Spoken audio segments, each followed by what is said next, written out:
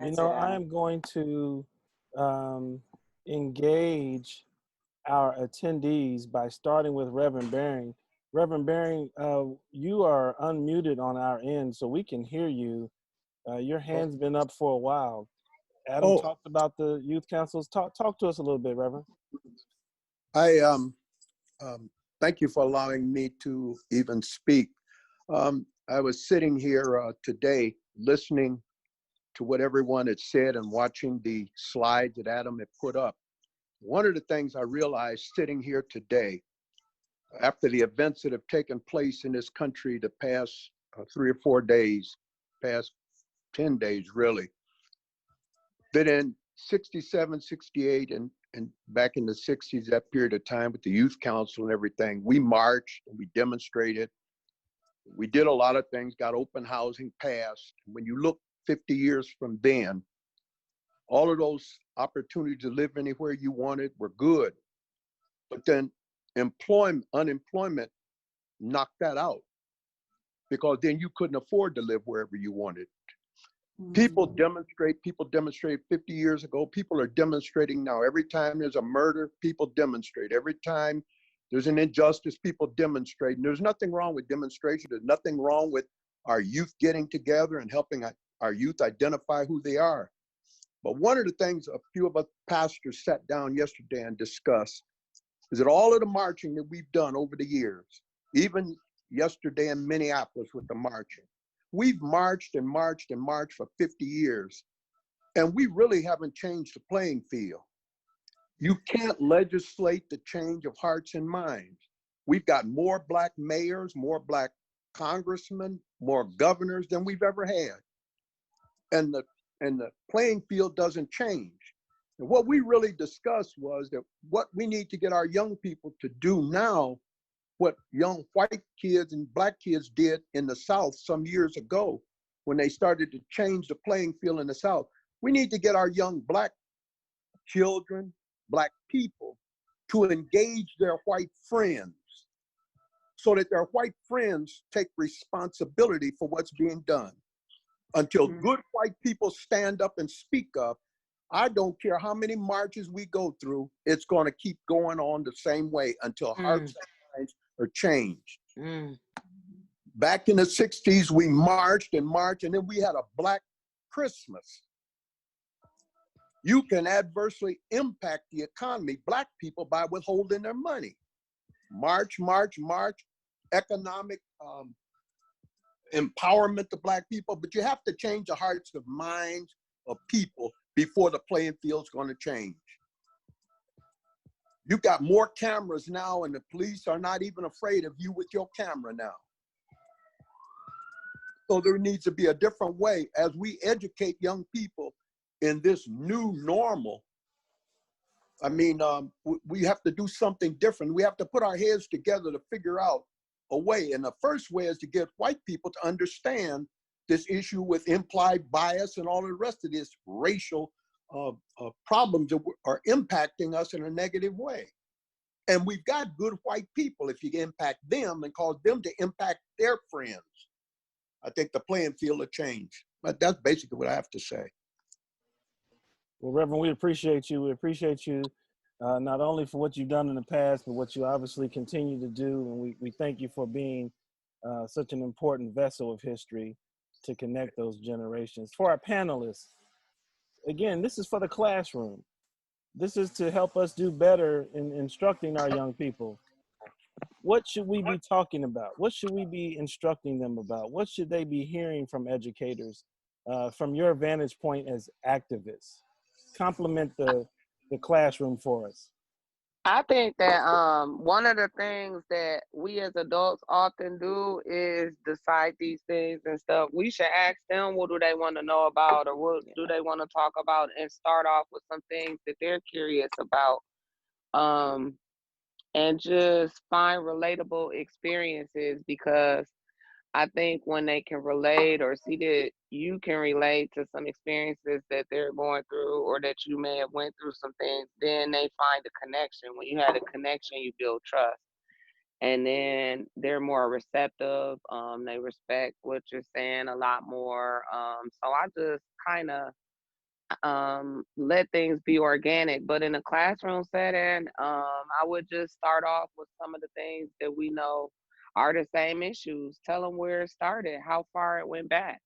We don't hear a lot of the things like Adam said about our local history or about things. We remind them of who they are and where they came from and let them know. I've learned a lot even in my work in the community. I just recently learned about other parts of the riots and the police station getting bombed here in Milwaukee and just all kinds of things about the history of housing. So it's always a revolving learning experience. Just cultivate that as you grow and, find out ways to find out what their interests are. Other panelists, chime in. What should we be talking about in the classroom? To Camille's point too, I think it calls for educators to be willing to be vulnerable and creating brave spaces. I've just recently learned not necessarily a safe space, but a brave space for the dialogue to take place. I remember when the school that I'm in currently, I started working there right after the Sherman Park incidents, and educators were even afraid to talk about those conversations, but it was the idea that the children sitting in your classroom, that's their neighborhood in which they live in. So that speaks volumes to a child, and it makes them question whether or not they're even, you have an interest in the child. So really showing children that, their history matters, that there is a history there, and use visual literacy. That's basically what we've done in this panel discussion, visual literacy. Because a lot of people say, I'm not comfortable with the conversation. It's not about your comfort though. I'm not so concerned about what you're comfortable with any longer, but I do want children to be educated. So use pictures and allow children to craft the conversations around those pictures, but we can no longer lead with our fears. We have to get out of that's a form of complacency. And feeling and organic, we fear organic. It has to be planned. Everything, there's parts of it that can be planned, but they respect authenticity. So the more authentic you are, they'll be receptive to that. And I think that can, open the conversation and bringing local folks in. I don't think we invite, our community into our classrooms as much as we should. That's Rhonda, you hit so many points that we've been advocating for through this process, which is when we bring people so one of the last things we did before the pandemic was Reverend Joseph Baring, along with Fred Reed and Peggy Rosga, spoke to South Division High School. And it's very different to hear this story abstractly versus see the images and then meet the people. It doesn't feel like it's someone else's history when, the authors are there with you. We've got a really great point from Miss Jacqueline Boyd, who talks about the challenges with white teachers in particular being afraid to talk about these tough issues. Do you all have any tips for educators, particularly educators who are working with white colleagues, or maybe some direct advice to white educators in particular? How can we give them the courage that you speak of? Do you have any tips on that? Folks, join these conversations for those teaching ideas. What can you say specifically to some of our white educators about this? This is Charlene. I would say that we have a plethora of resources in this community to be able to reach out. Just even asking the question, hey, who can I connect with that can provide information about X, Y, and Z? We have some great individuals in this community that absolutely would be willing to share information, share resources, and even be willing to go into the classroom. And I love what Rhonda, said that, we have to start doing some things differently when it comes to education. We have to abandon this traditional sort of methodology of how we teach and how we educate young people. And so, yes, even though it absolutely has to be authentic, there has to be ways for us to use the many great resources that we have in the city. And maybe even, I don't know if there's some sort of clearinghouse.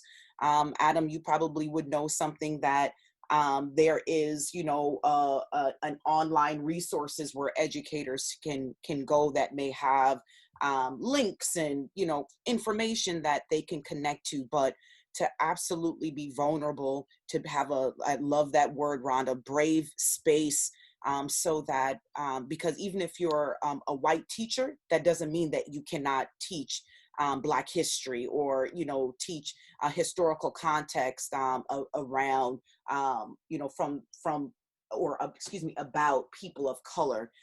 It's a conversation that has to be embedded more into our educational system and not just looked at like, oh, it's February, it's Black History Month, and we don't have these conversations throughout the entire year. So we really have to abandon this tradition, the traditional means of education, and start looking at innovative ways of educating our children.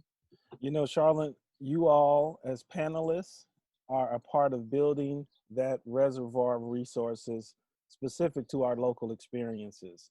And so that's what we are doing right now. We've got one more comment that I want to make sure we get to, and then we will wrap up and be respectful of you all's busy schedules.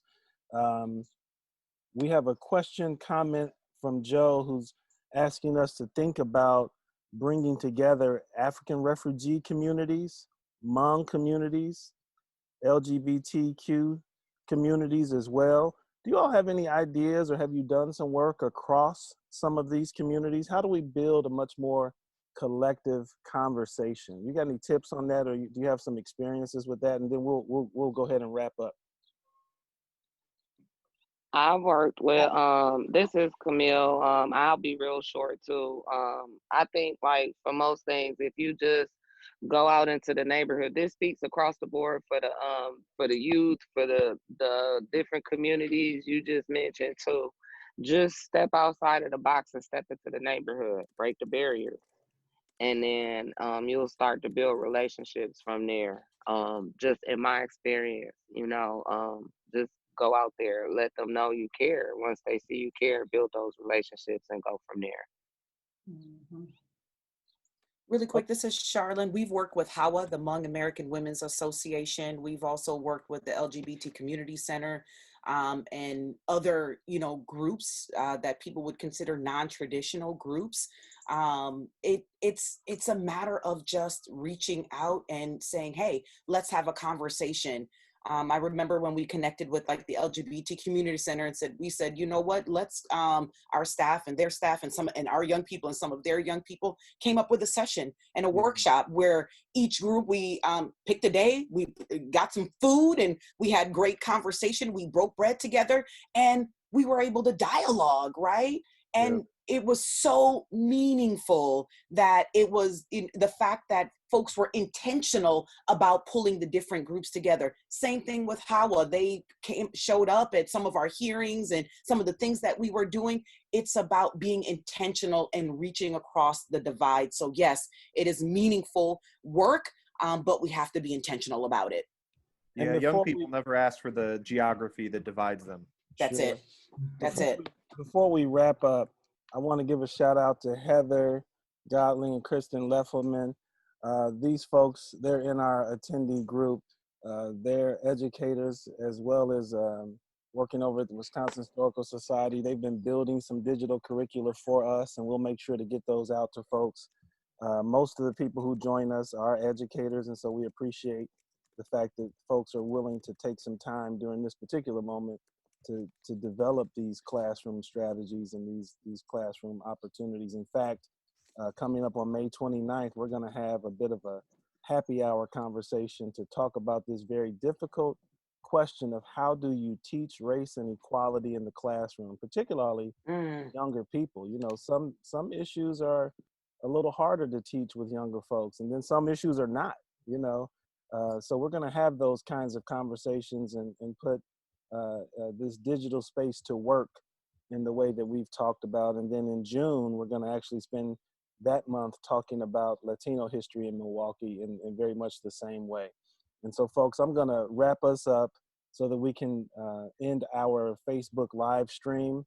But then we are going to have a few minutes backstage, if you will, to continue our conversation for the attendees who want to continue to have a little bit of dialogue. So we'll ask our panelists to stick around for another 10 or 15 minutes if you have the time to have folks who may not have had a chance to get into our conversation. And so on behalf of this effort, I'd like to thank Camille Mays, Rhonda Davis, Amanda Buchanan, Charlene Moore. Thank you all so very much for sharing your time with us today. Thank you for being willing to take a little bit of time out of your busy schedule to be a part of this conversation, by which we are hoping to do a better job and create a richer set of classroom experiences. But maybe most importantly, thank you for your tireless efforts, because we know what you do, we see what you do, and we thank you. And indeed, you have jobs, but your careers clearly are about making Milwaukee and our nation a better place. And so we thank you so very much, folks. Thank you very much. Thank you. And I'm giving Thank rounds of you. applause here. Thank you. Thank you. Alrighty. Thank you. So we're going to end the Facebook stream now, but we're going to continue to have conversations here backstage.